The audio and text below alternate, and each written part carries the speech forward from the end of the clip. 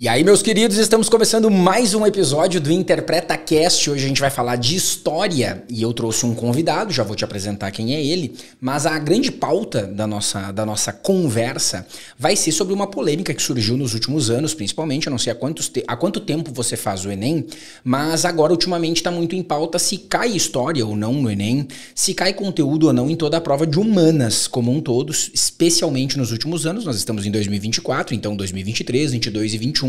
Período pós-pandemia se fala muito nisso. Antigamente não se falava tanto, né? Se falava mais da prova de linguagem, ser de interpretação. Hoje está muito nessa pauta e eu trouxe ele, o meu amigo e professor de história, filosofia, sociologia, dá meio que aula de tudo também. Estamos aqui com o professor Ferrari. Pode dar oi para aquela câmera ali para a galera, professor Ferrari. Olá, pessoal, tudo bem? Bom? Lauro, meu querido, muito obrigado pelo convite. Como é que você tá? Chegou de viagem agora correndo? O ônibus um horror, parando em tudo que é lugar? Não, bati um galho na estrada assim e parava o ônibus. Quase atrasamos para começar? Os alunos talvez não entendam, mas você vai entender a referência. É meio que aquele ônibus do Indiana Jones, sabe? Que tinha galinha, carneiro dentro, assim, ó. Ia parando por tudo. Pegou uma viagem péssima, Ferrari. Mas a linha aqui... Mas a amizade é maior do que tudo, né? Você tá aqui por causa disso. Não, o meu amor por você é imenso. Tá excelente. Ferrari, a primeira pergunta que eu vou te fazer, então, do nosso episódio é: cai história na prova do Enem? Laura, eu vou dizer com toda a categoria. Não cai história no Enem. Então, galera, foi isso. Um grande abraço a todos. Espero que vocês tenham gostado. Nossa, episódio. Ferrari, vamos falar sério. Tá, respira fundo e vamos falar sério. Eu vou começar te perguntando e eu vou dar uma contextualização da minha pergunta, tá? Por favor. Sobre história no Enem, vou pegar português, tá? Português é minha disciplina. Hoje, em 2024, eu acho que tá claro para todo mundo que cai português no Enem, só que não é aquela gramática tradicional que você viu no colégio. Não vai ter uma questão sobre crase, não vai ter uma questão sobre uso de pontuação, não vai ter uma questão sobre análise sintática. Ela vai estar contextualizada, mas existem vários conteúdos que caem, funções da linguagem, gêneros textuais, variação linguística. Hoje está claro isso. Há 8 anos atrás, não era claro. Há 8 anos atrás, os professores nos cursinhos diziam: vestibular cai português, Enem cai interpretação. E aí parece, a impressão que eu tenho vendo a galera falar, que a área de humanas está sofrendo esse preconceito tardiamente agora, né? Que virou a prova que não cai mais conteúdo. Tá caindo cada vez menos história na prova, cada vez menos tem que saber conteúdo. Como que tu enxerga isso? Como é que tu defende isso para os teus alunos? Cara, vamos lá. Qual o princípio que eu parto? Eu vejo muito, eu consumo muito o seu conteúdo, né? E não estou falando isso para puxar saco, mas é porque realmente não preciso disso, né? Sim. Mas eu vejo muito essa questão dessa discussão da interpretação sobre o Enem. Até porque, claro, o teu carro-chefe é essa ideia da interpretação, óbvio, né? E eu acho que ela faz todo sentido, inclusive, né? Mas o Enem, ele não é uma prova que vai te exigir também só a interpretação, mas nem o conteúdo. Até você andou batendo na tecla esses últimos tempos no teu Insta, né? Falando assim, olha, por que não as duas coisas? Sim. Né? Por que não as duas coisas? E humanas é isso, né? Porque mesmo o exercício da interpretação, ele não é um exercício simples. Ele não é um exercício fácil. Né?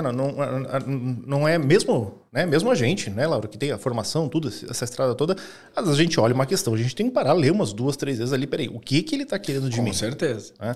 Então, se o cara vai nessa pilha, eu vou só na interpretação nas humanas, pode, bem, claro, né? Eu costumo dizer assim, que o aluno, se ele for só na interpretação, mas a interpretação também não é um ato puro, né? Da prova, vai ter um background de conteúdo, ele consegue uns 35, 37. Sim. Tá? Nos teus últimos Enem, quanto que você conseguiu em humanas? Cara, então esse é um ponto que eu ia comentar agora, já que você perguntou, né? Invertemos os papéis e tu me entrevistou, já que tu me perguntou... Não, que eu quero uma prova, né? Do que eu tô falando. Então, esse é o ponto, assim, ó. Esse último Enem agora, o de 2023, eu acertei 40 em humanas. Foi disparado, assim, quilômetros de distância, o meu melhor desempenho. Porque eu sempre falava para os alunos que humanas não era... Porque o que tu espera de um professor de português? Que o melhor desempenho dele seja em linguagens, depois humanas. E depois as exatas, né? Mas a minha ordem sempre foi linguagens primeiro, matemática depois, e depois humanas, e depois, obviamente, natureza no final. Então eu sempre fazia 34, 35, 33, né? Já fiz, acho que o menor que eu fiz foi 29 em humanas, numa prova que eu acho que eu não estava muito bem aquele dia. Não, mentira. É porque eu foquei muito mais em linguagens e redação e fiz humanas, tipo assim, em 1 hora, entendeu? Entendi. Tentei fazer correndo. Mas era ali, entre 30 e 35. E do nada, esse último ano, agora eu fiz 40. Que é uma coisa que meio que me assustou, porque eu empatei com linguagens, né? Sim. Chegou uma hora até, Ferrari, que eu tava corrigindo, que eu achei que eu ia melhor em humanas do que em linguagens. Aí começou a me dar um desespero, porque eu sou professor de linguagens, como é que eu vou ir melhor na outra área? Mas daí pelo menos empatou. Sim. Foi isso. E assim, esses teus números, claro que pra gente pensar junto com os alunos, não são referência, né? Claro, porque novamente, tu tem toda uma caminhada, até por trabalhar também a questão da literatura, você tem um contato com a história, Perfeito. Você tem todo um outro pano de fundo. Claro. Né? Mas ao mesmo tempo, veja, você está me falando, eu consigo 30, 35, 30, 35, né? Com interpretação, tudo bem. Sim. Só que o que acontece? Quando o aluno ele vai interpretar uma questão, se ele tem todo um background, vamos colocar um estrangeirismo aqui, né? Se ele tem todo um background do conteúdo, cara, aquilo é uma mão na roda. Claro. Né? É uma mão na roda. Né? Porque claro, eu não sei se a gente vai chegar nessa parte ainda ou se eu vou queimar a largada aqui. Não tem problema. Mas eu tenho várias críticas à prova do Enem. Sim. Né? Eu considero uma das, entre Enem e tradicionais, vamos colocar assim, né? Com certeza ela é uma das melhores provas. Né? Eu acho uma das provas inteligentes, porque ela não prioriza tanto porque também tem a diferença, né, Lauro, entre o conteúdo e o conteudismo. Tá? Eu considero assim, né? Já posso explicar isso um pouco melhor. Quero saber, tô curioso. Mas ao mesmo tempo, o grande problema do Enem é o tempo. Se eles reduzissem, acho que não sei se tu concorda comigo, mas se eles reduzissem para 30 questões por área, sim, tava disparada a melhor prova possível. Sim. Né? Porque às vezes eu vejo assim, e isso não é uma crítica, mas às vezes eu vejo muita gente ensinando, por exemplo, pelos macetes, né? Tu nem precisa ler aqui o enunciado, só pega o comando. Se aquela famosa questão, né? O texto acima critica. Bom, se ele critica uma coisa ruim. Né? Claro que é válido por causa dessa questão do tempo, mas não é essa a função da prova. Sim. Né? Não é a prova não quer avaliar isso. Isso, a prova quer que demonstre conhecimentos. Que você perceba qual é a crítica. Exatamente. Né? Ela tá ali para te avaliar. Mas daí, por conta dessa questão do tempo, leva a esses atalhos. Perfeito. Né? A esses hacks, assim. Então, claro que tem, mas aí também isso é o quê? Sei lá, aí você vai dizer melhor do que eu. Isso é o quê? 1 ou 2 questões por prova que tu faz isso? Sim. O que eu vejo é o seguinte, assim, né? Eu tenho minhas críticas à prova do Enem, total, completa, e eu sempre digo que quando eu tô no papel de ensinar um aluno a fazer prova, eu me sinto meio que num paradoxo, sabe? E isso que tu tá falando agora que tu sente, tipo, porra, o cara selecionou um texto, tem toda uma crítica histórica, um pano de fundo, pra que o cara reflita sobre os erros do passado, pra não cometer novamente. Eu sinto muito isso quando é poema, cara. Poema me dá uma dor no coração, porque eu sou um entusiasta da poesia. Eu gosto muito de poemas, tô começando esse ano, principalmente no meu Instagram, jogar poemas aleatórios. Eu percebi. Pra que as galeras tenham contato com a leitura de um poema, simplesmente, né? E aí é muito engraçado que nas primeiras vezes que eu joguei, o aluno ficava naquela assim... Tá, mas ele vai vir agora com uma pergunta do que o Enem vai perguntar. Não. É só o poema pela beleza do poema, pela sabe? fruição do momento. Isso, né? cara, porque eu sou um cara que talvez às vezes não pareça por causa da minha postura de mamãe Lauro, meio brabo, xingando. Mas eu sou um cara extremamente sensível. Eu sou um cara que dando aula de poesia, eu choro dando aula da poesia, porque aquele poema me tocou. E você reduzir o poema a uma pergunta de ABCDE, que um cara resolveu perguntar, é uma coisa extremamente triste, entendeu? Sim. Então a gente tem que dar umas dicas. Eu dou essa dica que você falou da crítica. Sim, eu lembro na chave mestra. Assim. Eu dou a dica na chave mestra. Porque é um curso pra isso. Né? Se você procurar hoje no Google, eu quero um curso pra aprender a fazer a prova do Enem mais rápido. Não tem, mentira, tem a chave mestra. É pra isso que ela serve. Entendeu? Então o que eu falo na chave mestra de poema, que é o troço que eu mais adoro? Pula. Porque vai ser uma questão difícil, faz no final. Então eu tô mandando.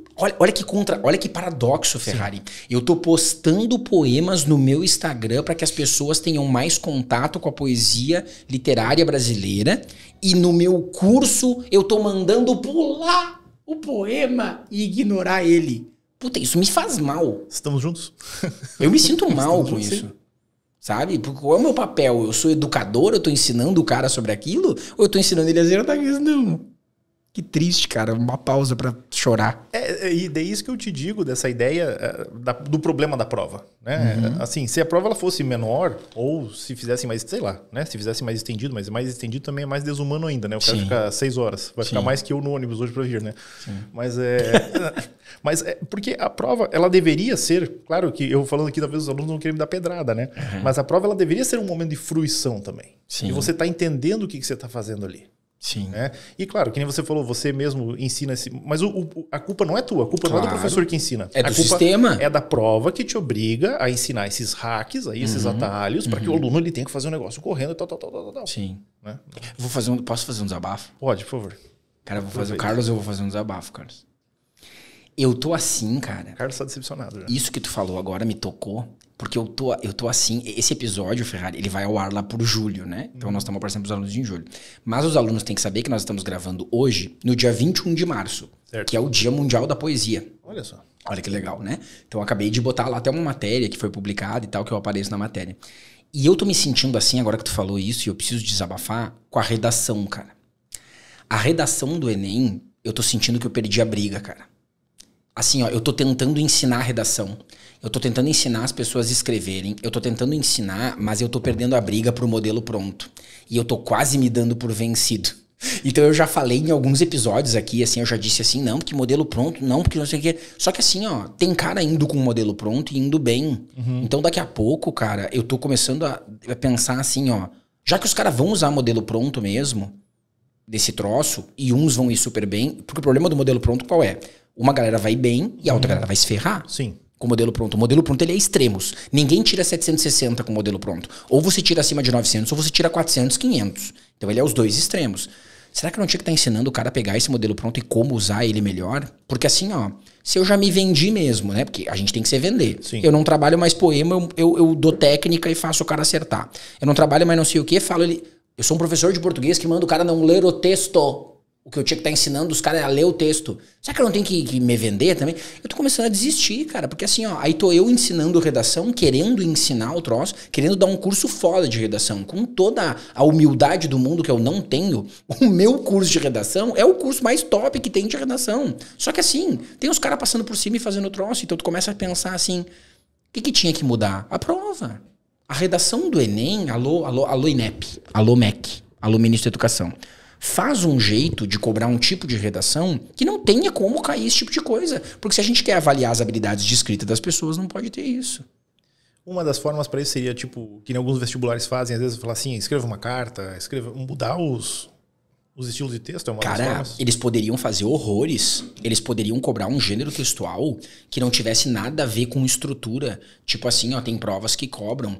Eu poderia pegar a redação do Enem um dia, ferrar todo mundo e dizer assim, ó, escreva um tweet de até 280 caracteres sobre não sei o quê. Qual é a estrutura do tweet? 280 caracteres. Bota a sua opinião em 280 caracteres. Eu poderia cobrar isso numa prova. As pessoas não estão usando em rede social? Totalmente. Posso fazer isso. Entendeu? Numa boa. Isso, teria um campo gigantesco. O que é o problema daí? Padronizar a correção no Brasil inteiro, fazer não sei o que, fazer bababá. Tu quer ver um troço que entra na tua área, que tu já deve ter tido esse problema? Tu tenta ajudar os alunos com citação de filósofo para redação? Eles sempre pedem, né? Eles anotam, né? Às vezes eu falo, isso aqui às vezes pode usar para alguma coisa, assim. Como é que tu faz? Porque isso aí é te botar na parede, né? E aí, me dá uma citação boa aí, Ferrari, para eu usar em qualquer tema. O que tu faz? Cara, eu digo assim, ó, eu não tenho uma citação coringa. Eu não tenho uma citação coringa. Porque como é que eu parto do princípio do ensino da história? Sim. Né, Lauro? Pra você entender, eu vou chegar na tua resposta. Isso aí que eu quero, né? Tá? O negócio, o aluno ele tem que se contextualizar, certo? Tanto que ontem mesmo eu estava dando uma aula sobre o estoicismo lá para os meus alunos, tá falando da filosofia helênica. Eu até brinquei com eles assim, ó, o estoicismo hoje é o novo coach, né? Porque tem estoicismo para não sei o quê, estoicismo para não sei o quê. E, enfim, mas por quê? Porque eles tiram as coisas do contexto. Né? Então, claro que de repente você até pode tá falando sobre um assunto e puxar um filósofo, por exemplo, que critique aquele assunto. Vamos supor, né? Que tenha um conjunto de ideias que critique. E você vai usar. O problema que eu vejo daí também veio um pouco disso que você falou. Tá, mas será que o corretor vai conhecer aquele filósofo? Será que o corretor vai saber fazer a ligação de contexto? Sim. Né? Então eu gosto muito mais de trabalhar a ideia, os conjuntos das ideias, mas agora a citação, a citação, difícil, assim, né? Não só é difícil, mas eu sou bem sério pra ti, nem eu sei as citações de cabeça. Porra, a gente não guarda uma outra citação. Umas tu guarda. Isso, né? Mas assim, não. É mais fácil falar, Paulo, não. Põe um versículo bíblico ali, ó. Sim. Ainda que eu habite no esconderijo do Altíssimo, vai ali, ó, sabe? É que tu sabe que eu tô te perguntando isso. Tem duas coisas que eu quero falar que eu não posso esquecer, mas ainda tem tempo no episódio pra gente falar. Uma coisa que tu tem que me lembrar de falar, a gente vai falar sobre filosofia e eu vou te contar que eu não tive filosofia no ensino médio. Tá. Eu também não. Mas eu tive no vestibular. porque a Federal de Santa Maria começou a cobrar filosofia quando eu fazia vestibular. Nós vamos chegar naquele assunto, mas antes eu quero falar de outro. Falando da citação e do repertório e tal, o que acontece? Cara, é muito louco isso. Porque quando o repertório sociocultural foi inventado, Ferrari, quando eles criaram assim, qual era a ideia de quem criou? A ideia de quem criou é a seguinte: os alunos estão estudando história, estão estudando literatura, estão estudando filosofia. Vamos valorizar aqueles alunos que conseguirem trazer para o tema as coisas que eles estudaram. E vamos dar um bônus na nota para ele. Tanto que, só um parênteses, durante anos eu dei cursos de redação com um professor de redação. De um professor meu que era parceiro, porque a gente fazia exatamente isso. Peraí, né, vamos trabalhar a redação e vamos trabalhar o contexto histórico, o contexto sociocultural. É isso. Então assim, ó, o repertório sociocultural foi criado e tem uma coisa que pouquíssima gente sabe. Ele vale 40 pontos, no máximo 80. Se eu fizer uma redação perfeita, sem nenhum repertório sociocultural, de filosofia, de história, de nada, eu tiro 920, 960 numa boa. Ele não vale tudo isso que as pessoas acham que vale. Tem gente que não começa a escrever uma redação se não pensar em nenhum repertório sociocultural para ela. Enquanto você pode, numa boa, fazer. Ele foi pensado como um bônus na nota. Entendi. Tanto que, se tu pegar as competências do Enem, tá? Que tu não é obrigado a saber isso.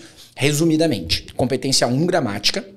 Lá do outro lado, competência 5, propósito de intervenção. Competência 4, mecanismos de coesão. Competência 3, argumentação. A 2 avaliava a estrutura do texto e o tema, a adequação ao tema. Eles colocaram mais uma coisa na 2, que é o repertório sociocultural, para dar um bônus na nota. Isso lá em 2009, quando foi criado o sistema. Só que daí, quando você joga as coisas pra internet... Então só um pouquinho, se repertório sociocultural conta ponto... Eu vou fazer um livro de repertórios socioculturais aqui pro meu aluno memorizar todos. Daí começou. Repertório sociocultural para tudo que é tipo de tema. Eixo cultura, repertórios. Eixo meio ambiente, repertórios. E começou a virar memorização de repertório. Então tu entende? Na origem do troço era valorizar o aluno que tem aquele repertório para que ele possa demonstrar no texto dele. O que virou com o mercado, principalmente da internet? Memorize repertórios. E de tu fazer repertório para qualquer tema... Até tu fazer repertório que funcione pra todos, foi um pulo, né? Sim. Foi um pulo. Até porque eu já vi até nos estudigramas da vida ali, né? Eles falam assim, como é que eu tirei, sei lá, 980 na redação do Enem citando Taylor Swift, por exemplo. Daí tem essas coisas assim, né? Sim, tipo, mas olha, na minha redação do Enem desse ano, Ferrari, eu acho muito engraçado, eu citei a série This Is Us. This Is Us, não sei se tu já viu. Não. Nunca viu? É de morrer chorando desidratado. Eu só gosto de comédia escrota. Cara, tu não tem noção. This Is Us todo mundo tinha que ver essa série. É horrível, mas todo mundo tem que ver. Tá voltando. This Is Us tem um personagem que é o Kevin, que ele é ator na série. E aí, ele é ator e o filme pelo qual ele fica famoso, não lembro se é filme ou série, o nome é Um Babá. Ou seja... O enredo da série que ele fica famoso é o fato de ele ser um homem que é babá. Entendi. Como é que eu encaixei no tema trabalho de cuidado realizado pela mulher no Brasil? Hoje, no mundo todo, você ter um homem desempenhando o papel de babá já é enredo suficiente para uma série. Olha que impacto. Isso é forte, porque o trabalho de cuidado é realizado pela mulher no Brasil e não pelo homem. Perfeito. Baita encaixe do tema. O que o Enem está preocupado é com esse encaixe. Não se você citou o filósofo mais renomado, a pessoa... Dane-se, ninguém tá nem aí pra isso. O objetivo do repertório sociocultural não é você demonstrar o quanto você tem um repertório exacerbado. Então, esse ano, eu tirei 960 com 200 na C2. Citei isso. Tem outras citações ao longo do texto? Tem, mas eu garanto pros alunos que só com essa eu tiraria 200 na C2. Ano passado, que o tema era dos povos e comunidades tradicionais, eu citei o filme do Pantera Negra 2 e o Wakanda, que eram povos e comunidades tradicionais. Então, tipo assim, não é o momento de você demonstrar um autoconhecimento. Isso que tu falou agora, de que tu quer dar o contexto, o que o Enem avalia é o como você conecta. Sim. Então, o que o aluno tinha que estar preocupado não era tipo assim, Ferrari, me diz uma citação que eu posso usar. Ele tinha que estar ligado na tua aula para toda vez que tu fizesse uma conexão inteligente, ele pensar, se isso for tema de redação, é uma conexão que eu posso fazer. Perfeito. Tanto que, inclusive, eu achei muito interessante, no ano passado eu lancei o curso de efemérides e atualidades, né? Então nós tínhamos como efeméride, inclusive, ano passado, a PEC das domésticas. Explica o que é efeméride para pessoa que nunca ouviu falar. Sim, né? Parênteses. A efeméride é quando nós temos um aniversário redondinho, né? Quando um determinado evento faz 10, 15, 20, 30 anos, né? Naquela mesma data. Isso, naquela mesma data. Show. Né? Que nem, por exemplo, esse ano, só vou dar um exemplo então. Tá. Esse ano nós temos... Deixa eu fazer as contas aqui. Vergonha. Sobe 9. Isso, porque é humanas, né? Mas nós temos 60 anos do golpe militar de 64. Show. Então, por exemplo, isso é um tema que vai aparecer, sei lá, 70%, 80% das provas por aí. Entendi. Né? Então isso é uma efeméride, quando tem esse aniversário redondo. Entendi. E daí no ano passado nós tivemos, não lembro de cabeça agora se são 10 ou 20, acho que são 10 anos da famosa PEC das domésticas. Tá. Que teve aquela discussão, né, sobre a integração das faxineiras, enfim. E aí um aluno teve a me dizer, professor, eu usei a tua aula de efemérides na redação. Top. Porque era sobre o cuidado. Né? Top. Então veja, ele fez essa conexão. Isso. E ele não precisou usar nenhum elemento cultural, não precisou falar da série, não precisou falar do This Is Us. Mas é isso que o Enem queria, só que deturparam. Transformaram num troço pra galera vender livro de repertório, entendeu? Essa era a origem da intenção do troço. Só que aquela coisa, parece, cara, eu tenho essa impressão que no Brasil acontece muito isso. Qualquer coisa que tu tenta inventar, tem alguém em casa pensando num jeito de burlar. Sabe? A impressão que eu tenho é essa. Mas não é impressão, isso é cultural. É cultural, né? Sim. É cultural, tem uma explicação pra isso. Sim, Sérgio Buarque de Holanda, jeitinho brasileiro. Cara, é impressionante. Tipo assim, ó, os caras estão assim, ó, não, então nós vamos fazer uma prova que o que avalia é a coerência, não mais o número de acertos. Ah, mas daí eu faço isso aqui, eu chuto não sei o que. Sempre tem alguém tentando burlar. E aí parece que eles destruíram e destroçaram o troço. Só que não tem ninguém, é aí a crítica que eu faço, pra gente entrar nessa crítica pro Enem, parece que o INEP e o MEC, eles não estão próximos da realidade do aluno e dos professores. Eles estão afastados. Então, se tu perguntar pra alguém do INEP e do MEC, cara, o que vocês estão achando desse negócio da galera decorando o modelo pronto e indo com citação coringa pra prova? Eles vão olhar e vão dizer assim, hã? Que é isso? Nós estamos organizando a prova aqui e estamos avaliando o ensino médio. Essa é a impressão que eu tenho. É só uma prova, né? É só uma prova. Mas esse descompasso que você está falando entre o MEC, INEP e a realidade, a gente vê em vários níveis, né, Lauro? Desde a própria questão do nível socioeconômico, do nível de cobrança das provas também, né? Eu sempre digo assim, uma coisa também, que outra coisa que os alunos às vezes eles querem me dar pedrada, né? Que eu sei, e eu entendo a reclamação deles, eles sempre reclamam, porque o vestibular é um sistema injusto, você fazer uma prova. Não é injusto. A prova não é injusta. Injusto é todo o sistema educacional que trouxe pessoas em descompassos tão gigantescos até aquele momento da prova. Sim. Né? Então é isso também, né? Porque, veja, você vai fazer o quê? Você coloca uma prova, a mesma prova, com as mesmas estruturas, com tudo, para o aluno que estudou a vida inteira numa escola de R$4.000 por mês. Sim. E o outro que estudou lá onde não tinha esgoto na escola. Sim. Né? Esses problemas que também não precisam... É aí que está a injustiça. Aí que está a injustiça, né? Da mesma forma que é injusto não ter vaga em ensino superior de escolas federais e estaduais para todo mundo que quisesse. Exatamente. Porque hoje quem vai sair do fundamental para o médio tem vaga para todo mundo. Tem. Né? Qual é o motivo de existir Enem e vestibular? Não ter vaga para todo mundo. Porque se nós tivéssemos que no ensino médio não tem vaga para todo mundo, as crianças do 9º ano iam estar fazendo prova para entrar, e quem não entrasse ia rodar, ia ficar tentando mais um ano. E isso, se você for lembrar, há 20 anos atrás, existiam escolas que tinham esse modelo de prova para ensino médio, né? Para entrar? Sem ser técnico, sim. Tu vê. Eu fiz isso, eu entrei no Colégio Estadual do Paraná, sim, que era o grande Colégio Estadual do Paraná, né? Que seguia os modelos lá do Dom Pedro II, do Rio de Janeiro. Era com prova. Escolas militares e técnicas ainda tem isso, né? Para poder fazer isso, né?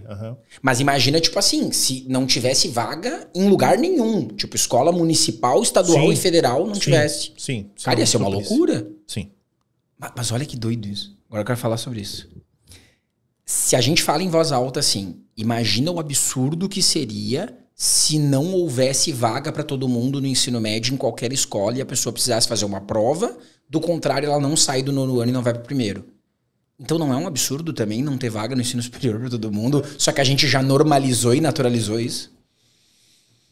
Será que...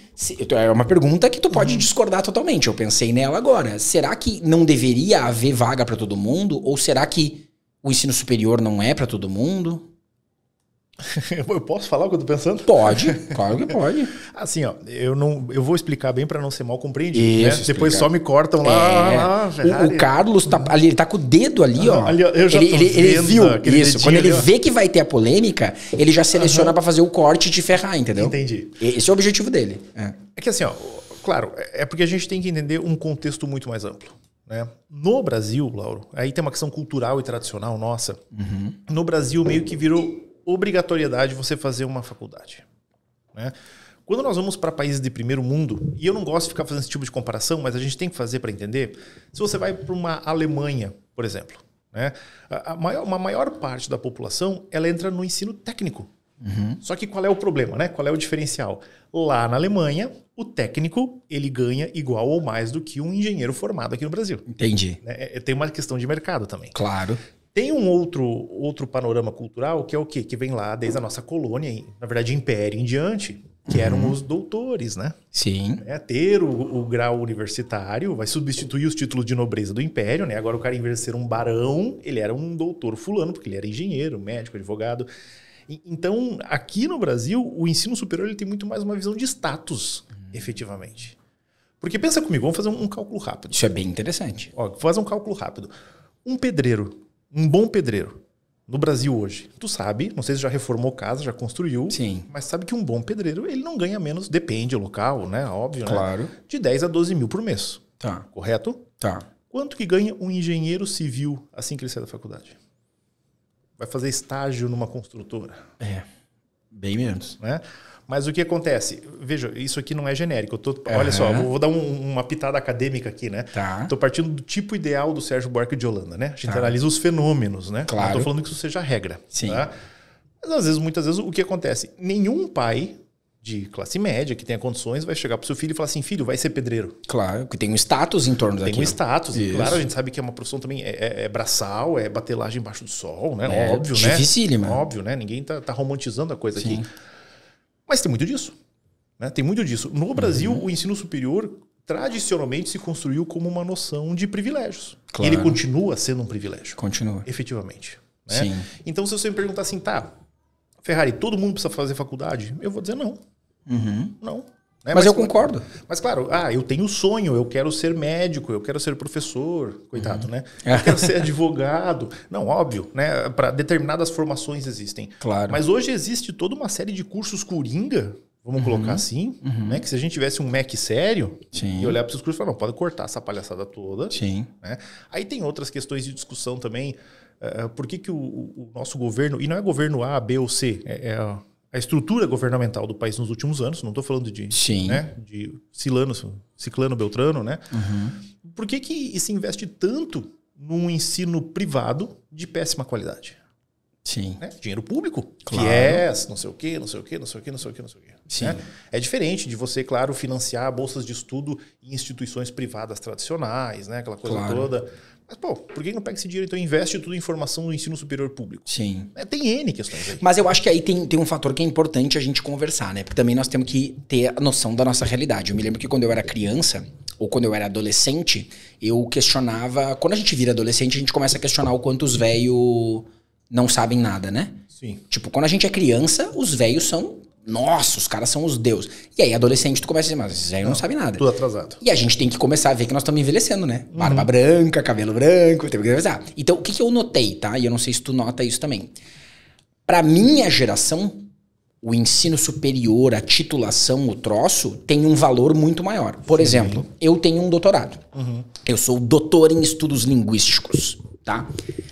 Pro meu aluno, isso não faz diferença nenhuma. Não tem na minha bio do Instagram que eu sou doutor. Já me perguntaram aqui, acho que o cara que trabalha comigo no marketing, o pessoal aqui do podcast, professor, tu nunca fala do teu doutorado e tal. Porque pro meu público, eles estão me seguindo porque eu sou o Lauro Interpreta Enem. E não porque eu sou o doutor Lauro Rafael Lima. Agora, pro pai... Isso tem um impacto gigantesco. Sim. Eu tenho uma lista de alunos que convenceu o pai e a mãe a comprarem o meu curso, porque mostraram um vídeo, e aí no vídeo eu tô me escabelando e gritando, bababá, e disseram assim, não, ele é doutor em linguística, não doutor parece, em letras, não parece, mas ele é. Não, na hora que tu fala que é doutor, o pai já muda totalmente a percepção. Então, quando eu vou dar palestra, cara, eu acho muito engraçado isso, que palestra em escola, a escola me apresenta, né? Como o doutor Lauro Rafael. Eu começo a rir porque eu tenho a tese de que quem tem doutorado não gosta de ser chamado de doutor. Quem não tem é que gosta. Mas voltando. Sim. E aí o que acontece? Essa visão hoje parece... Talvez os alunos possam comentar e dizer se eu tô certo ou tô errado, porque é uma pesquisa que eu tô fazendo, mas que isso tá se perdendo um pouco.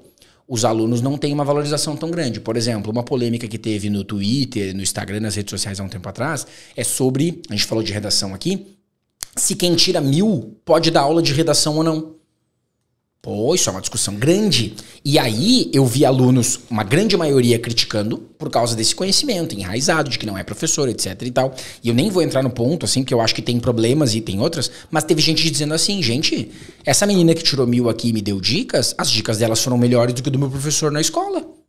Se não fosse ela, eu não teria ido bem na redação do Enem. E aí disse assim o tweet, porque o meu professor está preocupado em me ensinar a escrever, e o que eu quero é ir bem na redação, que é o assunto que nós estamos falando. Eu ia falar, voltamos para cá agora. Né? Voltamos para cá agora. Entendeu? E aí eu fico me questionando assim, ó, parece que eles estão... Cara, o cara que está estudando pro Enem, eu quero alguém que me explique como faz a redação do Enem. Eu não quero saber se o cara tem doutorado ou se ele é um vestibulando. Eu quero a receita de bolo, né? Exato. Mas aí, Lauro, entra inclusive, falando um pouco dessa coisa de titulação e tal, né? Eu lembro quando eu estava fazendo faculdade, também tinha uma professora lá da minha instituição, que ela era doutora, tudo, né? E debatia. E aí ela foi dar aulas uma semana ou um mês num 6º ano. Ela saiu chorando dentro da sala de aula. Imagina. Né? Realmente, existe, assim como existe esse abismo entre o INEP e a realidade, existe esse abismo. Mas eu entendo o que você está falando. Né? Ali, principalmente, porque eu trabalho um pouco mais regionalizado agora. Sim, tu dá aula muito para os vestibulares do Paraná, né? Isso, Paraná, aqui, o FPR, UFSC, né? Então, também tem assim lá, tem aquilo que os alunos chamam pejorativamente do coach de ensino, né? Que também é uma pessoa que vai lá, ela passa num vestibular, nem é medicina, eles até falavam assim, pô, tô parafraseando os meus alunos aqui, né? Eles assim, não, mas ele nem passou em medicina... E quer ensinar os outros a passar no vestibular. Quer ensinar a passar, Isso. Então, eu vejo que tem esse valor. E é uma discussão, agora voltando a essa ideia toda do ensino superior e assim por diante, né? Que também tem muito a ver com as redes sociais. Tem. Né? Tá totalmente, assim, a ideia do pulverizamento. Né? Até teve agora, vindo para cá, um episódio muito interessante. Eu tava vindo de Uber até aqui, né? Aí aquela coisa, conversa de Uber, né? O cara perguntou o que eu faço e tal. Daí eu falei, eu tenho meus cursos e tal. Ele, você usa a plataforma tal? Eu falo, não, eu uso a outra, né? Vamos fazer jabá de graça aqui, nós somos patrocinados, né? Isso. Ainda não, mas se você quiser patrocinar, estamos abertos, os contatos, mande de e-mail. Tá? Isso. Aí dele, não, porque eu vendo um curso lá, não sei o que. Assim, hoje, não preciso nem falar muito sobre, mas tem uma profusão de cursos e de venda de conhecimento. Tem. Né? Que arrepiaria a alma de Descartes, assim, com essa epistemologia freestyle, vamos colocar... Oh, meu Deus do céu, fica tranquilo, não precisa quebrar o estúdio, vai. Né? E acho que isso também ajuda a pulverizar um pouco a autoridade do professor. A autoridade no bom sentido, né? A autoridade do conhecimento, claro, né? Então, assim, a gente realmente está nessas encruzilhadas. Mas, ao mesmo tempo, o que você falou também é interessante, né? A questão da titulação. Não, beleza, eu tenho mestrado, tô numa relação bem abusiva. Bem tóxica. Isso. Não, eu e o doutorado nós estamos bem. Ele tá lá, eu tô aqui, ninguém se incomoda. Cada um no seu canto. Isso. Né? Mas é isso que eu tô falando. Assim, na sala de aula, efetivamente não conta. Sim. Né? Na primeira aula, quando a gente se apresenta para os alunos no início de um ano letivo novo, a gente fala, né? Eu sou mestre, Ele, né? Legal, né? Legal, assim, bacana. Mas ao longo do ano, e daí? Não tá nem aí. E daí? Assim, né? Até porque a gente também, às vezes, vê cada doutor falando umas bobagens aqui, pra lá. Porque se aprofunda... O que é um doutorado hoje, para quem não faz ideia do que é, né? O mestrado e doutorado, você não horizontaliza o seu conhecimento, você verticaliza. Isso, você afunila, né? Isso, você afunila. Então, você é extremamente especial. Se você pegar hoje qualquer um dos meus colegas doutores em linguística e der uma prova do Enem para ele fazer, os meus vestibulandos vão ir melhor do que esses professores, porque eles não se afunilaram naquilo. Mas tu falou das redes sociais, porque as redes sociais elas potencializam, né? E aí esse assunto de acadêmico de medicina dando aula, etc e tal, eu sempre vejo as opiniões, né? Eu acho um absurdo, eu acho bem legal. Então, Tem gente comprando a aula do cara, o material dele, e tem gente fazendo o contrário. E eu acho que isso envolve uma discussão muito mais profunda, inclusive do que a gente vai conseguir fazer nesse episódio, mas eu queria ressaltar algumas coisas, né? Eu acho que o problema é a linha tênue que as pessoas cruzam, né? Eu contei nesse episódio aqui, Ferrari, né, essa segunda temporada de 2024, os primeiros 2 episódios que eu fiz, são Quem é o Professor Lauro. Eu contei toda a minha história. Primeiro, um episódio inteiro e outro episódio inteiro. E ali eu conto que a minha escolha por ser professor, ela veio de quando eu era vestibulando de medicina e eu comecei a dar aula particular. Então eu dei aula particular de biologia, eu dei aula particular de história, eu dei aula particular de outras coisas. E eu fico me questionando, Ferrari, mas isso é uma coisa que eu vou abrir aqui e que eu me questiono quando eu vou dormir. Tô vendo onde tu vai chegar. Quando eu vou dormir, quando eu dormir. Será que em 2004, 2005, quando eu era vestibulando, se existissem redes sociais, eu não ia fazer um perfil para dar dicas? Eu não tenho a resposta pra isso. Porque naquela época não tinha. Tinha o Orkut, mas não tinha Orkut, Study Orkut. Orkut Study, não tinha. E eu fico me questionando, porque assim, ó, eu jamais naquela época cogitaria fazer um cursinho em que eu daria aula de todas as matérias. Só que tem acadêmico de medicina fazendo isso. Eu sei. Tem acadêmico de medicina fazendo isso, dando aula. Eu jamais cogitaria naquela época, porra, cara, eu comecei a dar aula porque eu dava aula particular de física e os alunos falavam, nossa, tu explica muito melhor que o professor.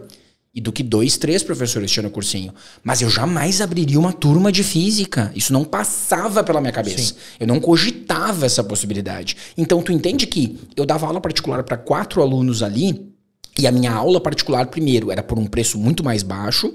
Eu não enganava ninguém. Eu não dizia que eu era o melhor professor de física do mundo. Sim. Eu só dava algumas dicas na posição de vestibulando para quem quisesse ouvir. E eu não cruzaria esse limite. Era mais uma sala de estudos compartilhada. Uma dica de estudo. Você era um monitor, na verdade. Exato. O antigo monitor. Né? Eu não vendia que com as minhas dicas você pode... Não, era uma coisa pontual e específica ali. Sim. E eu ganhava uma graninha com aquilo, né? Até contei que a primeira aula particular que eu dei, eu cobrei R$10 de 4 pessoas. Foi R$2,50 de cada uma. Né? E o que acontece? Mas hoje, com as redes sociais, ninguém limita. O limite é o céu. Se o cara quiser falar com tudo que eu estou dizendo, você vai ser aprovado, e ele atingir uma pessoa lá do outro lado que não faz ideia do que ele está falando, ele atinge e acabou. Sim. E isso potencializou, né? E assim, Lauro, eu quero até aproveitar para deixar claro, assim, para não ficar mal compreendido, né? Eu não tenho nada contra Estudigrams, por exemplo. Né? Até assim, eu tenho lá as minhas parceiras, né? Porque a maioria são meninas, né? Sim. Até quero mandar um abraço para elas, né? Vão assistir isso aí tudo assim, legal. Né? Mas estão sempre ali trabalhando. Porque existem casos e casos, né? Sim. Porque, por exemplo, eu vejo ali a maioria das Estudigrams ali, né? Que são ali, inclusive, algumas dessas que eu tenho parceria. Elas estão ali compartilhando a rotina de estudo delas. Isso. Sabe? Eu acho que isso é muito válido. Eu acho muito válido. Sabe? Gente, eu estudo assim, assim, assado. Física eu estudo assim. História eu estudo assim. E porque é uma coisa assim, que de repente alguém que está perdido pode ver aquilo, testar e vai funcionar. Perfeito. E vai fazer efeito, sabe? Então eu acho assim, isso é disseminação do conhecimento. Top. Perfeito. Estamos 100% acordados. O que eu acho problemático, né? Em alguns perfis que eu já observei, é quando um cara desses, né? O coach, ele vai lá e critica o trabalho do professor. Isso. Aí eu fico... Porque vamos lá, né, Lauro? Assim, ó. Então, e outra coisa também. Eu não acho que é um problema de mercado. Sim. Entendeu? Eu trabalho do seguinte princípio. Tem aluno para todo mundo. Vamos ter um papo de professor aqui agora. Perfeito. Né? É isso. Ó, tem aluno para todo mundo, cara. Sabe? Eu tenho um contato muito legal com outros colegas de história também. Isso. Sabe? Isso é show. Pô, sabe? Tem lá... o pessoal lá tem até o nosso amigo lá do Rio Grande, tudo, né, que tem um perfil gigantesco. Tem um outro cara ali do Paraná que eu troco umas ideias. Sim. Sabe? Eu parto do princípio que não precisa existir essa concorrência. Entende? Acho que tem aluno para todo mundo e no momento que eu fizer o meu, que eu conseguir fazer as minhas coisas, eu vou aglutinar mais alunos. Show. Mas para dar uma ideia, assim, ó, por exemplo, o meu principal alvo hoje, que é o FPR, né? Pô, teve 35 mil inscritos ano passado, cara. Se eu tiver 1% disso... Claro. Cara, tá ótimo. Um nicho fantástico. Não tenho, né? Mas eu digo assim, se eu chegar a 1% de cara, tá maravilhoso. Então, assim, eu não preciso patinar em cima dos outros. Massa. Entendeu? E ao mesmo tempo o que acontece? Só que também, assim, em determinados momentos, o que acontece? Eu acho que tem um limite que a gente também tem que se impor ao respeito, porque a gente tem que lembrar o seguinte, tá bom, ó, queridão, mas é o seguinte, eu fiz 4 anos de faculdade, eu dou aula há mais de 10 anos, eu tenho formação, sabe, tal. Por que senão vira bagunça? Claro. Que é o grande problema das redes, né? É o grande problema. Que é o grande problema das redes. Sim. É o virar bagunça. O que eu noto é assim, ó, se eu pegar e for refletir sobre isso, tá? Tu falou da questão dos Studiograms, darem dicas de estudo, tudo isso, eu acho show, acho sensacional. Quando eu vejo um aluno assim, linguagens acontece muito pouco de aluno dando dica, porque eles não sabem. não sabem o que dá de dica ali. Mas redação é clássico, né? O cara tirou 960, ele vai fazer um post de dicas. Enquanto você está divulgando a sua redação, falando como você fez, mostrando como você tirou os pontos, cara, eu acho isso ótimo, entendeu? No grupo de WhatsApp dos meus alunos, quem faz o plano avançado tem o grupo de WhatsApp, os alunos estão mandando a redação deles para os outros lerem, e isso é super legal, entende?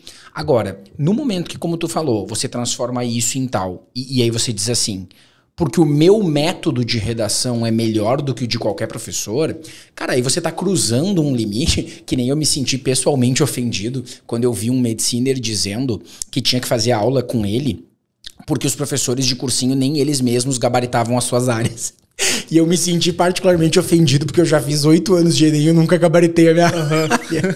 E aí olha que loucura isso, né? Então olha como a conversa chega nesse ponto. Então vamos lá, eu, né, já fiz 8 Enems como aluno. E eu sei, Lauro, tenho essa consciência que fazer o Enem como aluno é uma coisa completamente diferente de você fazer ele em casa. Então, eu nunca tirei 1000 na redação, já tirei 960 3 vezes, mas nunca tirei 1000. E eu nunca gabaritei linguagens, acho que o meu melhor desempenho foram 43 acertos de 45, quando eu fiz focando mais só nela mesmo. E aí, olha que doido. O argumento do cara que passou em medicina e também não gabaritou linguagens, porque até essa prova de 2023 a gente não tem certeza, mas 2015, 16, 17, 18, 19, 20, 21, 22, ninguém gabaritou linguagens. Então, quando ele passou, ele não gabaritou. Mas o argumento de venda dele é, os professores nem gabaritam as suas próprias áreas, e eu sim. Então, você tem que ter aula comigo, entendeu? Eu digo, cara, só que aí, claro, né? Eu não entro em briga na internet. Sim. Eu olhei aquilo ali e pensei assim, tá. Né? E eu tenho hoje uma autoconfiança que eu diria assim, não, então tranquilo, vamos fazer uma live no YouTube, a gente compartilha a tela, eu de um lado e você do outro, e a gente vê quem que prefere assistir. Pra mim não tem problema nenhum.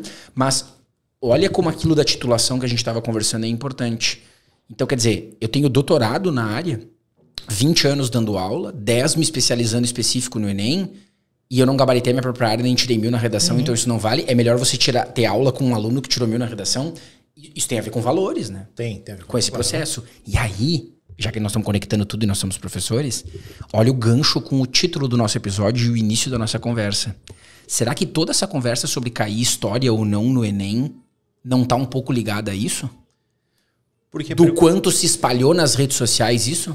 Porque daí então eu vou te devolver contra pergunta. Ai, meu Deus. Porque você não vai ter a resposta. Por que professor você faz pergunta, vai? Não, é porque você não vai ter resposta. É uma pergunta retórica.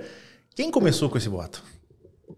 Da onde surgiu essa Da onde é que surgiu isso? Que não cai história no Enem. Mas eu tenho uma tentativa de resposta. Vamos tentar então, construir? Por favor. Vamos tentar construir? Eu sou um historiador, eu quero construir o passado. Então, vamos construir.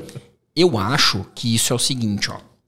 As pessoas, elas têm um conhecimento limitado sobre algo, né? Então, qual que é a grande problemática de um mediciner dar aula de redação?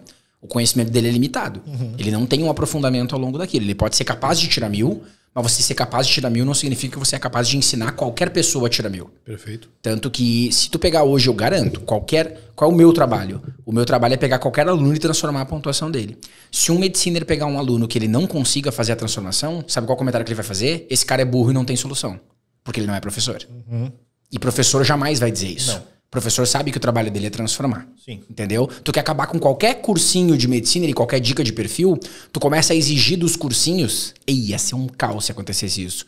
Você não pode mais postar só os aprovados. Você tem que postar a transformação que você causou. Qual era a nota do cara no passado e qual é a nota desse cara esse ano. Porque perfeito. O cursinho pegar um cara que ano passado tirou 820, não passou, e esse ano tirou 822 e passou, e postar como aprovado é muito fácil. Eu quero ver tu pegar um cara 700 e transformar ele em 820. Tá? Então, onde é que eu acho que começou isso? As pessoas começaram a ter uma cobrança no Enem de uma história que é diferente daquela tradicional. Eu tive aula de história com o professor falando sobre efemérides, mas não era pra gente contextualizar, era pra gente saber a data de cor. Então, assim, ó, eu tive aula no colégio com o professor de português dando vocabulário no início da aula, botando 10 palavras e pedindo como é que se escrevia o significado. E o professor de história botava data e perguntava em que data aconteceu a Segunda Guerra Mundial. Era isso. Sim. Então, no momento que isso aconteceu, se você pega professores de história e pede para eles explicarem qual é a diferença da cobrança do conteúdo, ele consegue fazer. Mas as pessoas que tinham conhecimento limitado, isso é história? No momento que começa a ser cobrado de uma maneira diferente, qual é a lógica que você chega? Não cai mais história. Não é que não cai mais história, não cai o que... E agora vai ter gente se ofendendo. Não cai o que eu, como pessoa limitada naquele conhecimento aprofundado, entendo como história. E aí que eu ia chegar também no outro contraponto. Continuando um pouco da maledicência aqui, né? Tá. Esse mesmo caso do tal do coach, mas é que não é só ele, representa, né? Uhum. Onde que também, como diz você, me doeu, assim, onde me atingiu. Uhum. Quando eu vi uma postagem dele, ele falou assim, não, você não precisa estudar humanas, é só maratonar 1 ou 2 meses antes da prova. Já ouvi muito falar na maratona de humanas. Ah, aquilo ali me... Sabe? Uhum. Né? Como diria lá na tua terra, me caiu os butiá do bolso. Uhum. Né? Me caiu, assim, porque eu acho que entra um pouco nessa questão da contextualização e do conteúdo. Né? Da interpretação e do conteúdo. Sim. Né? Daí eu quero falar sobre essa diferença do conteúdo e do conteudismo, que eu falei pra ti, né? Porque o conteudismo, ele é a decoreba, certo? Que é um negócio que, vamos lá, maratonar funciona pro conteudismo? Funciona. Porque você pega as linhas gerais, sim, né? Só que se na tua prova aparecer uma vírgula diferente daquilo que tu esperava, descambou. Descambou. Não tem o que fazer. Né? Agora, o conteúdo ele é necessário. Né? Não quer dizer, quando eu falo assim, o conteúdo é necessário, não quer dizer que você tem que saber todas as questões lá. Por exemplo, vou usar um exemplo que você já vai entender o porquê. Tá. A linha do tempo da Grécia Antiga, por exemplo. Tá. Você não tem que saber que veio as polis, que veio não sei o quê, que veio não sei o quê. É preciso saber isso? Não é preciso. Sim. Mas essa semana ainda, um aluno me enviou uma questão de Enem, que a gente teve aula de Grécia, né? Semana passada, inclusive. Ele me mandou uma questão do Enem que dizia assim, olha, Péricles, num dos seus discursos, tá, falando sobre os primeiros mortos na Guerra do Peloponeso. Péricles é o do Exalta Samba, não? Eu ia falar, é o teu legislador favorito, só pra né? fazer a piadinha, tá? E aí? É o teu legislador favorito. E, né, falava assim, ó, então ele tinha lá o discurso do Péricles e embaixo tinha assim, ó, a qual conflito ele está se referindo no discurso? Tá? Porque ele falava de um discurso que ocorreu um pouco antes dessas primeiras mortes. Captei. Só que se o aluno ele tem a linha do tempo na cabeça, ele vai falar, opa, Guerra do Peloponeso, qual o conflito que teve antes da Guerra do Peloponeso? Guerras médicas, que era uma das únicas questões. Pumba, matou. Tá. Com conteúdo. Sim. Agora, e não tô xingando o menino aqui, se ele for ver depois, não é isso, porque a função dele é mesmo errar, ter a dúvida e trazer para mim. Claro. Ele tá corretíssimo, né? Mas ele se bateu ali, porque ele falou, pô, mas agora eu não sei se ele tá falando, porque tá falando aqui dos persas, mas os persas nem estão no discurso. Ele ficou preso na interpretação. Claro. Ele ficou preso no texto. Sim. Entende? Mas quando eu claro que, né, tô falando a partir da minha perspectiva, né? Quando eu vi lá Péricles no primeiro discurso, no começo da Guerra do Peloponeso, aí já fui pro comando, né? Qual ele se refere? Eu já fui procurar persas. Cadê persas ou guerras médicas? Aqui, ó. Sim. Entende? Mas esse é o ponto, Ferrari. As pessoas elas estão vendendo a alma na internet para conseguir vender curso. Sim. Tu quer ver o exemplo, ó, Chave Mestra, tá? É o meu curso de interpretação de questões. Esses dias agora, acho que faz um mês no máximo, uma menina mandou no grupo do Whats uma questão de filosofia do Enem e ela disse assim, professor, como que você resolveria essa questão usando as estratégias da Chave Mestra?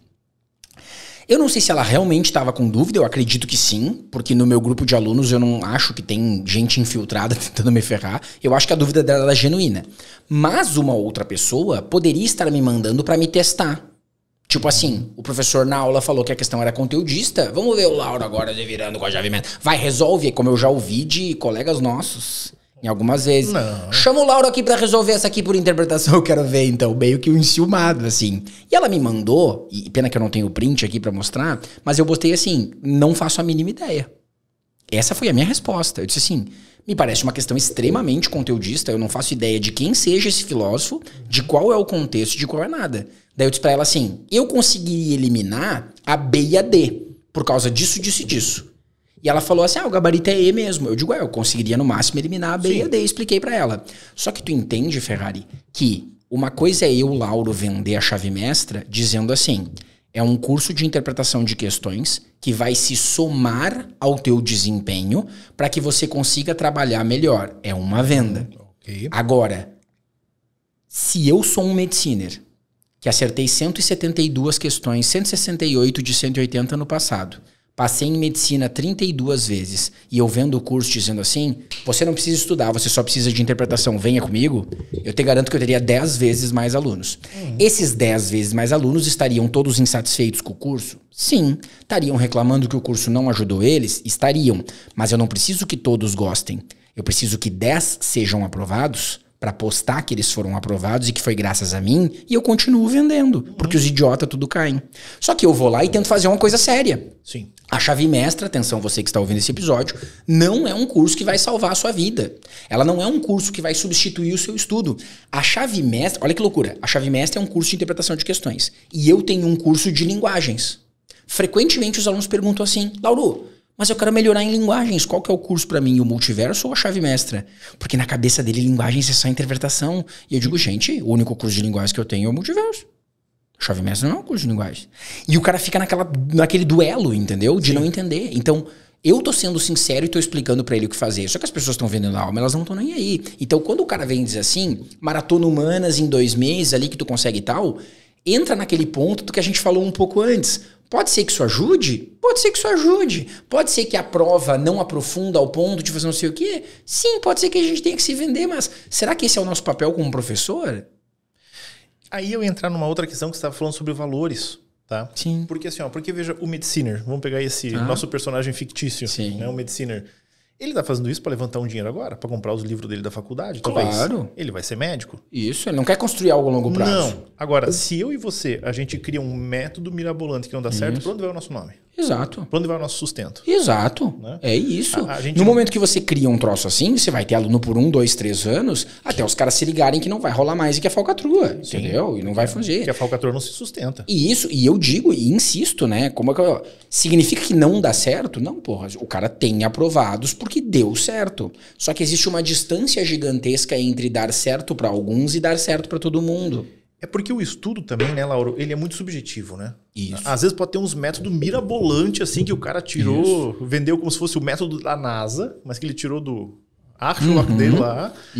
E ele vai lá e, claro, vai ter gente que vai passar com isso. Claro que vai. Agora, aí vamos puxar a sarda pro nosso lado. Qualquer método que você fizer vai ter gente que vai passar. Exato. Se eu disser que essa caneca faz... Já sei. É isso. Tu ganhou uma caneca, né? Não sei, tu ganhou? Você ganhou, essa caneca é sua. Parabéns. Muito obrigado. Todo entrevistado que vem aqui, ele é aprovado. Então agora eu vou vender uma caneca pra galera. Atenção pro meu argumento de venda. Pessoal, essa caneca aqui faz você automaticamente ser aprovado em medicina, porque eu tenho 2 entrevistados que vieram aqui como vestibulandos e os 2 foram aprovados na UFSC e eu garanto pra vocês que é o método caneca. Compre essa caneca e tenha. Veja bem, o fato de eu ter... Veja bem que o meu índice de aprovação é 100%.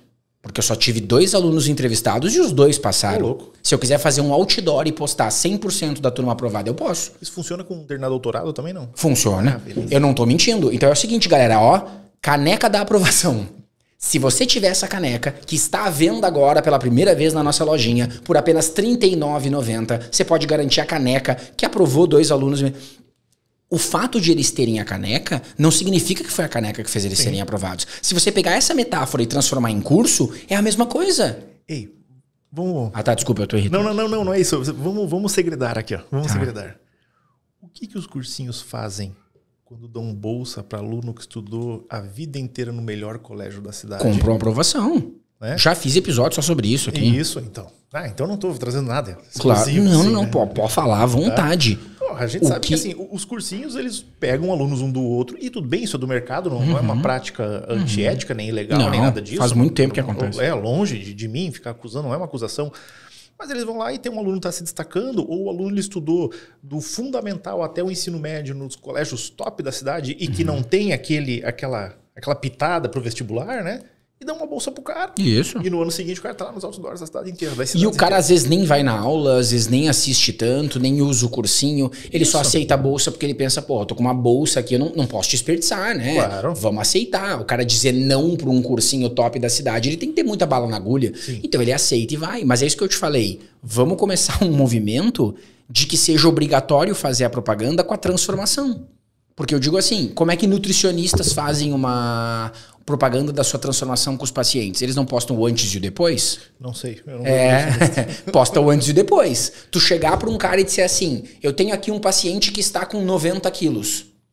Tá, isso é bom ou ruim? O que aconteceu? Não, ele tinha 180 e tá com 90. Opa, essa é a transformação. Nenhum cursinho posta a transformação. E agora que tu falou isso, até nem tem como ser combinado, porque não vai ao ar hoje, né? Nem nada disso, nós não estamos ao vivo. Mas ontem ainda eu postei nos meus stories, fazendo uma chamada ainda pro extensivo, né? Uma menina falou, olha, Ferrari, ano passado contigo eu consegui tal e tal, só com o semi. Agora esse ano eu sei que eu vou conseguir. Show. Pô, bacana. É isso. É transformação. Isso, né? A gente fica feliz quando vê que o aluno ele tá evoluindo. Porque, né, Laura, tu também já deve ter falado isso a exaustão aqui, mas o processo vestibular ele é um processo longo. É uma maratona. Sim. É um ou outro abençoado que em um ano passa. Sim. Mas é o cara que é fora da curva, não em termos de ser mais inteligente ou não. Ele tá mais adaptado àquele método. Perfeito. Ou aquele esquema. Pra não falar, Mas assim, ó, o que eu noto, assim, pra gente começar a encaminhar pro encerramento, Perfeito. Né? O papo tava bom, mas tava todo. De tudo isso que a gente tá falando, cara, o podcast ele serve pra essa reflexão, ele não busca trazer respostas, é pro aluno pensar, é pra ele ver todo o processo dele e tal. E eu acho que a síntese de tudo isso, cara, é que o aluno tem que ser inteligente. Pra cada coisa que ele fizer, cada curso que ele comprar, cada cursinho que ele fizer, eu digo, Lauro, tu é contra fazer cursinho, então tem que sair de todos os cursinhos, porque os cursinhos só compram aprovação. Não, cara, eu acho que você tem que saber, eu sempre uso essa frase na minha mentoria, você tem que usar o cursinho e não fazer o cursinho. Isso. Não é entrar lá e seguir a risca tudo. Eu digo, cara, meus cursos têm um cronograma sugerido. Tem cara que não segue o cronograma sugerido. Que ele assiste tudo antes, assiste tudo depois, faz uma coisa primeiro, faz outra. Inclusive é até um choque pros primeiros alunos que chegam, né? Que eles perguntam, Lauro, é melhor eu fazer isso ou aquilo? Eu digo, cara, os dois estão bons, escolhe aí. Aí tu bota o papel de protagonista pra ele fica, opa, eu tenho que escolher, porque tá acostumado a ser mandado, né? Sim. Então eu acho que desenvolver esse senso crítico, né? Saber o que é bom, saber o que é ruim. Outra, no momento que a gente fala, eu falo, né? Eu não concordo com fazer uma maratona de humanas por causa disso, disso e disso. Significa que todas as outras dicas de alguém que faz isso é ruim? Não! Todo o restante do trabalho dele pode ser ok, eu só não concordo com esse ponto. Eu digo para alguns isso, né? Eu defendo que a prova de linguagem você tem que começar lendo pelo enunciado. Eu não defendo que você tem que começar pelo texto. Mas tem professores que defendem que tem que começar pelo texto. Significa que todo o restante que ele diz na aula dele é invalidado? Não. Tem aluno que chega pra mim e diz assim, Lauro, tô num cursinho aqui agora e o professor falou que tem que começar pelo texto. Nem consigo mais assistir a aula dele. Não, mano. Assiste a aula dele, ele pode te ensinar um monte de troço massa, só que esse aspecto você diz assim... Legal, gostei dessa estratégia, mas eu prefiro a minha. Eu prefiro ter a autonomia de fazer a minha, né? E isso é muito comum, de ver outras discussões, de ver outros processos, principalmente com quem tem lá mais de um professor, né? É porque entra também nessa questão até de uma ideia de concorrência, né? Eu não vou assistir. Quem que é o melhor? Cara, eu gosto mais disso. E acho que também tem isso do aluno, se ele prefere... Como tu falou, ele tem que ter essa autonomia. Não, eu prefiro fazer assim, eu prefiro fazer assado. Eu tenho alunos que estão comigo na minha isolada e fazem cursinho, né? Eles vêm assim, pô, Ferrari, eu não consigo assistir a aula do professor lá do cursinho. Não rola. Eu falo, querido, então não assiste. Isso, não então assiste. Vai lá, aproveita esse tempo, sai da sala. Faz outra coisa. Isso, não precisa fazer status pra, olha, eu estou presente em todas as aulas. Não, vai lá fazer lista de exercício, vai dar uma desanuviada. Isso. Não precisa, não assiste. Claro. Estamos chegando no final. Acho que o papo foi bom. A gente começou falando de história, depois falou de tudo. Isso. É assim, né? Acho que esse é o ponto. Ferrari, sempre que eu vou encerrar, eu faço a mesma pergunta para todos os convidados que estão aqui. Então eu gostaria de fazer essa pergunta também e quero que você responda. Se você pudesse voltar no tempo, lá pro Ferrarizinho, né? Vamos fazer a tua propaganda nas redes sociais antes que eu esqueça? @professor _Ferrari. Sigam o Ferrari para dicas aí de história, humanas como um todo, para Enem, para vestibulares, né? Isso, não vão no professor Ferrari, que eu descobri que é um professor de português e copywriter, tá? Tá brincando? Quando é tudo junto assim. Professor Ferrari tudo junto é outro? Isso. Tá, então é professor Ferrari. Pra ti que não fala inglês, é aquele tracinho embaixo assim. Professor tracinho Ferrari. Se você pudesse voltar no tempo e encontrasse você mesmo nessa época que os alunos estão agora, de terceirão, de vestibulando, de adolescente, de tentando entender as coisas, querendo passar numa prova, com dúvidas existenciais, com dúvidas sobre o curso que entrar, se pudesse dar com todo o conhecimento que você tem hoje, um conselho pra você mesmo, que conselho seria? Não, porque é uma questão muito de autoconhecimento também, né? Pergunta, não é uma pergunta fácil, não, né? E não é uma questão de lição de moral também. Mas é exatamente isso. O que eu falaria pra mim... Alguns anos. Isso, eu tô fazendo a conta aqui. Tá. 25, 23 anos atrás. Aprenda a ser disciplinado. Disciplinado. Eu sou um cara extremamente indisciplinado. É mesmo? Eu faço as coisas sempre no susto, assim, ó. Sempre no susto e sempre em cima da hora. Não se sente organizado? Não, nem um pouco. E isso eu percebi, isso inclusive na minha vida de estudos, né? Na minha vida de estudos, e quando eu digo estudos, desde ensino médio, tudo. Eu até pensei assim, ouvir mais minha mãe, que minha mãe mandava fazer as coisas. Mas a culpa não é da minha mãe. Sim. A questão, e disciplina é uma coisa que a gente aprende. Ou a gente treina e aprende por bem, ou a gente aprende por mal, levando no lombo, né? Até os 40 anos de idade, que nem eu tô hoje em dia, assim. Sim, né? massa. Esse seria o conselho. Isso. Tu acha que se tu tivesse sido mais disciplinado ao longo da tua vida, as coisas teriam dado certo mais rápido, teriam chegado antes? Elas seriam mais leves. Mais leves. Né? A questão de chegar rápido, antes ou depois, mas isso é uma crença minha, né? Eu acredito que elas chegam na hora certa. As coisas acontecem na hora certa. Porque elas têm que acontecer. Isso, elas têm que acontecer. Só que o caminho seria mais leve. Genial. Se eu tenho que andar 40 quilômetros, seria mais fácil eu andar de tênis ou de pé descalço. Entendi. Entendeu? A disciplina é o tênis. Fantástico. Excelente. Ferrari, muito obrigado por ter vindo. Espero que você tenha curtido o papo. Imagina, eu que agradeço. Curti demais, de verdade. Passa rápido, né? Passa. Parece voando. que vai demorar e tal, mas acaba passando rápido o papo. Espero que tenha sido grandioso pra galera também. Você siga o Ferrari nas redes sociais. Se quiser fazer curso com ele, vai lá conhecer os cursos dele também, né? Por favor. A gente tá trabalhando aí há muito. E é isso, né? Conheça os nossos cursos, mas não se limite aos nossos cursos. Conheça outros também. Claro. Se você teve aula com professores que trabalham diferente da gente, some conhecimentos, né? Não precisa substituir. Não precisa anular. Não precisa anular o que você viu antes. Você pode somar, você pode escolher o que é útil daquilo ali pra você. Isso. É isso? A não ser que ele te diga pra maratonar humanas, não faça isso, tá? Tu tá com ranço da maratona? Não, maratonar humanas. É o mesmo ranço meu do modelo pronto. Não adianta. Maratonagem é maratona série. E depois não lembra de metade da série. É o meu problema do modelo pronto. Tá vendo? Eu tenho ranço do modelo pronto, eu tenho raiva do modelo pronto, e é isso aí. Faz parte, né? Isso. Valeu, galera. Beijo pra todo mundo e até a próxima.